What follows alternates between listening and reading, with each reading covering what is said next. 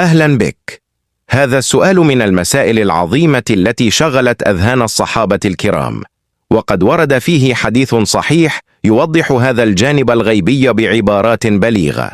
الحديث المقصود هو حديث أبي رزين العقيلي رضي الله عنه، وإليك نصه وتوضيحه. نص الحديث الشريف: عن أبي رزين قال: قلت: يا رسول الله، أين كان ربنا قبل أن يخلق خلقه؟ قال: كان في عماء ما تحته هواء وما فوقه هواء، وخلق عرشه على الماء. رواه الترمذي وابن ماجه وأحمد، وحسنه الترمذي. كل التفاصيل والشروحات في رابط الفيديو في أول تعليق.